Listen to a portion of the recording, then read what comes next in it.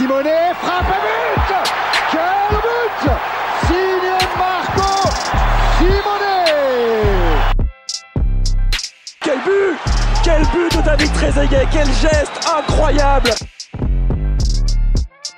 Bienvenue sur Monaco, champion de l'an 2000, une série Radio Diagonale. Bonjour à tous et bienvenue sur Radio Diagonale, la web radio 100% rouge et blanche. On se retrouve aujourd'hui pour le deuxième épisode de notre série Monaco champion de l'an 2000. Alors dans le premier épisode, on était revenu un petit peu sur les années précédentes cette année 2000, la décennie 90, puis surtout la fin avec la fin de l'ère Tigana, les débuts de Puel. Dans l'épisode d'aujourd'hui, on va revenir plutôt sur le début de cette nouvelle aventure, le début de cette saison 99-2000, en partant du mercato d'été. Donc on l'a dit dans l'épisode précédent, le président Campora regarde l'an 2000 avec des yeux gourmands. Son objectif est clair, c'est de ramener le titre à nouveau sur le rocher. Et la première étape de cet ambitieux projet va passer par le mercato. On l'a vu, Monaco possède un effectif toujours assez compétitif, assez reluisant au sortir de cette saison 98-99. On a toujours deux champions du monde, avec Fabien Barthez et David Trezeguet. On pourrait presque y rajouter deux recalés de dernière minute de Clairefontaine, que sont Sabri Lamouchi et Martin Djetou, qui étaient pas loin de faire partie de ce groupe. Mais on a aussi des joueurs comme Ludovic Giuli, Victor Ikpeba, Franck Dumas, Philippe Christenval ou encore Willy Sagnol. Et puis on peut aussi mentionner quelques petits jeunes qui poussent derrière, comme Julien Rodriguez, John Arneries ou encore Pontus Farnerud.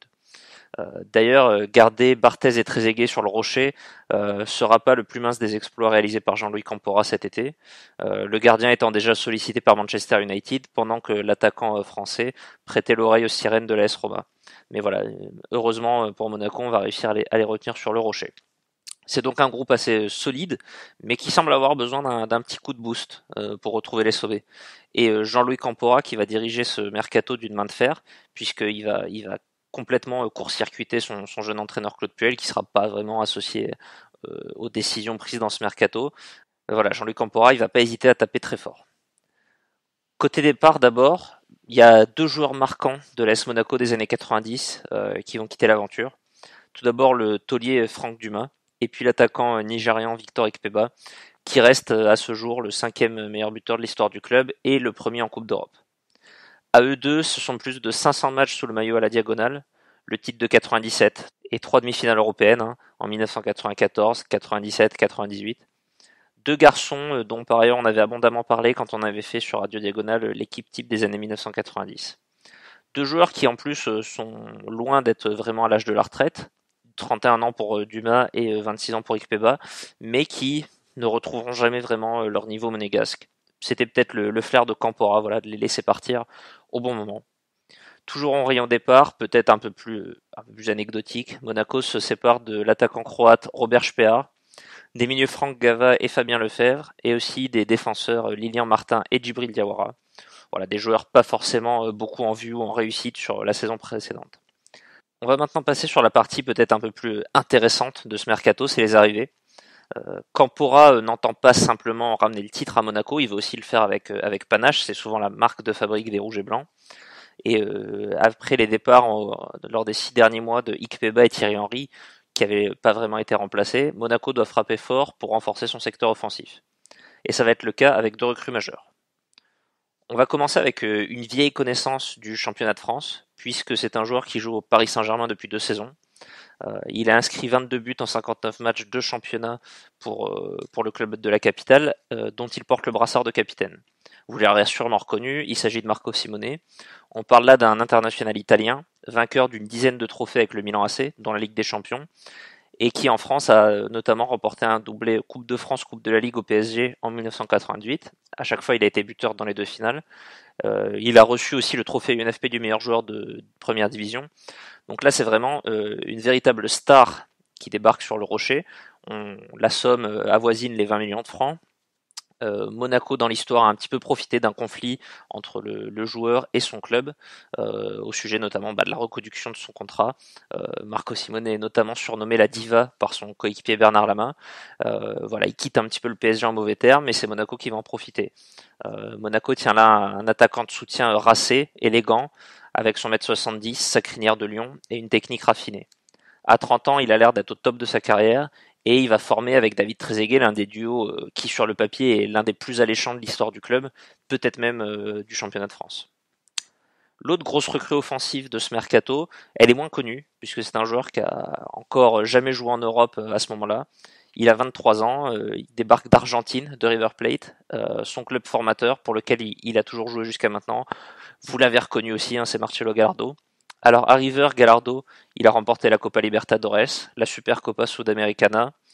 Il est international argentin depuis ses 19 ans. Il a notamment participé à la Coupe du Monde 98 dans un rôle de remplaçant. Il avait gagné la médaille d'argent aux Jeux Olympiques 96, avec la génération notamment de Ayala, Crespo ou encore Zanetti.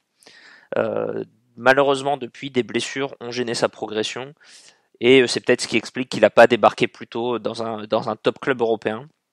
Voilà, vous connaissez le profil, hein, c'est un petit meneur de poche, 1m65, gaucher, et du coup qui va rejoindre le Rocher pour 45 millions de francs.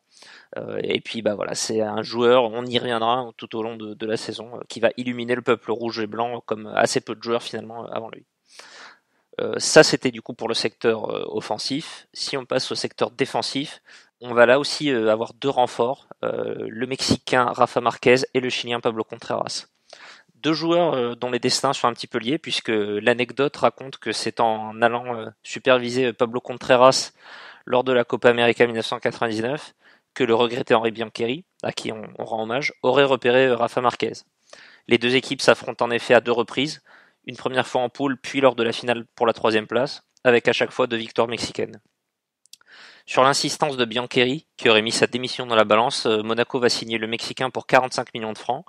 Il débarque de l'Atlas Guadalajara et à seulement 20 ans, il est donc déjà international mexicain, titulaire lors de cette Copa América, mais aussi lors de la Coupe des Confédérations, que le Mexique va remporter durant le même été. La seule inquiétude qu'on peut éventuellement avoir, c'est que Marquez débarque donc avec 2 compétitions internationales disputées durant l'été. La Coupe des Confédérations s'étant achevée au 4 août et du coup pas de préparation forcément avec l'AS Monaco et éventuellement pas mal de fatigue dans les jambes. Voilà. Cependant, rétrospectivement, c'est peut-être l'un des plus fameux recrutements, l'un des plus fameux scootings de l'histoire de l'AS Monaco. Contreras, de ce côté, il a un an de plus, il débarque de Colo-Colo au Chili, avec lequel il a été 2 fois champion, et puis accessoirement avec un faux passeport italien qui lui coûtera quelques difficultés plus tard. C'est un défenseur polyvalent, plutôt central de formation, mais qui sera un petit peu couteau suisse puisqu'il va dépanner à pas mal de postes, et notamment au poste d'arrière gauche durant cette saison. International chilien, vous l'avez compris, sort du coup d'une demi-finale à cette Copa América, où toutefois il a assez peu joué, contrairement à Marquez. Lui, il n'était pas titulaire, il y avait une seule entrée en jeu durant cette compétition. Enfin, on pourra noter aussi un retour de prêt cet été-là, un certain Dado Percho, l'attaquant croate, qui était arrivé assez tardivement au football de haut niveau. Il avait été repéré à Saint-Raphaël, notamment par l'AS Monaco. Il a déjà 24 ans en 2000, il sort de 2 saisons après l'AS Ajaccio, où il aura mis en tout 21 buts, en National puis en Ligue 2, et il va enfin pouvoir faire ses débuts dans l'équipe 1 de l'AS Monaco, puisque Claude Puel va lui confier le rôle de premier remplaçant du duo Simone-Trezeguet. Et même si on le retient un petit peu plus, Dado Percho, pour sa saison 2003-2004, je vous renvoie encore à la série faite en parallèle par Damien sur le Périple Rouge, toujours sur Radio Diagonale. Je vous promets qu'on reparlera de lui aussi dans cette série sur le titre de 2000. Voilà, c'est fini pour le mercato, la scène est dressée, les acteurs sont prêts. C'est un mercato au final assez resserré et assez exotique aussi pour l'AS Monaco, avec 3 jeunes latino-américains pas forcément très connus, accompagnés d'un vieux briscard assez, pour le coup, qui est une véritable star, qui est Marco Simone. Et voilà, on n'attend plus qu'une chose maintenant, c'est de découvrir l'apport de ces joueurs. Et pour ça, je vais vous donner rendez-vous tout simplement au prochain épisode. D'ici là, portez-vous bien et Dagemonegu.